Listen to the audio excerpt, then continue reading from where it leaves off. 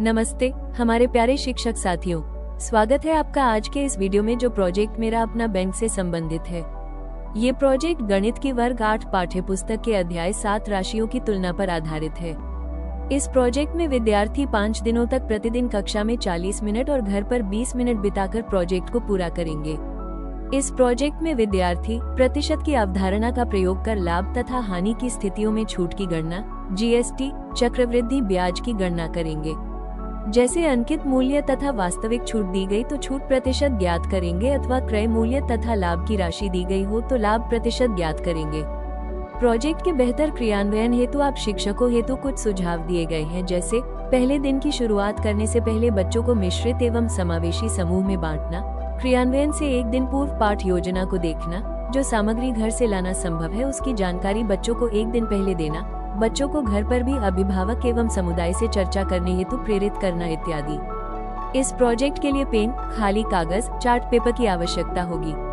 सामग्री का चयन आप पाठ योजना में दी गई गतिविधि के आधार पर स्वयं भी कर सकते हैं। पहले दिन की शुरुआत शिक्षक शिक्षिका विद्यार्थियों से कुछ प्रश्न पूछकर करेंगे एवं उन्हें समूहों में विभाजित करेंगे। साथ ही साथ इस प्रोजेक्ट के प्रमुख प्रश्न, क्या हम धन के विभिन्न पहलुओं के बारे में शिक्षित होने के लिए एक बैंक स्थापित कर सकते हैं, के बारे में विद्यार्थियों को जानकारी देंगे। इसके बाद विद्यार्थी रुपये की उपयोगिता एवं बट्टा यानी डिस्काउंट पर चर्चा करते हुए साधारण एवं चक्रवृद्धि ब्याज की अवधारणाओं को समझेंगे। वे अपने समूहों में सिक्कों और नोटों पर को देखते हुए मुद्रा की विशेषताओं पर चर्चा करेंगे और इन विशेषता को समझकर आगे की गतिविधियों के लिए नकली मुद्रा बनाएंगे।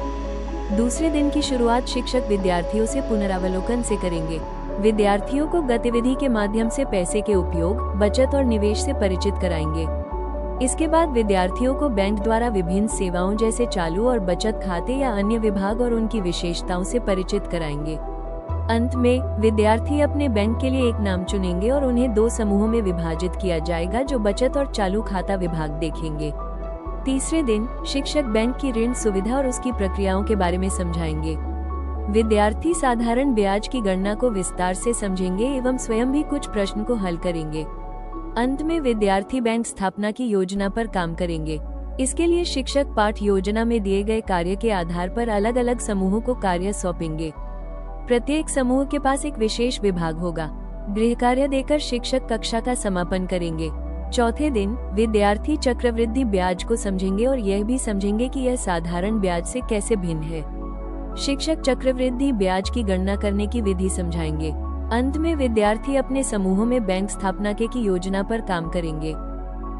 प्रोजेक्ट के आखिरी यानी 5वें दिन विद्यार्थी पिछली कक्षा में तय किए गए कार्यों के अनुसार अपने अपने समूहों में विभिन्न विभागों के रूप में अपनी भूमिका निभाएंगे और अन्य छात्रों की सहायता करेंगे जो ग्राहक की भूमिका में होंगे। वे बैंक के रूप में सौंपी गई भूमिकाएं निभाएंगे एवं अन्य छात्रों में जागरूकता फैलाएंगे।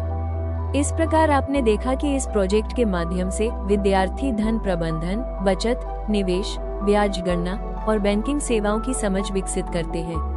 प्रोजेक्ट की समाप्ति के बाद शिक्षक हैंडबुक के आखिरी में दिए गए QR कोड को स्कैन करके बच्चों के सीखने के संबंध में कुछ सूचनाएं गूगल फॉर्म में भरेंगे। धन्यवाद।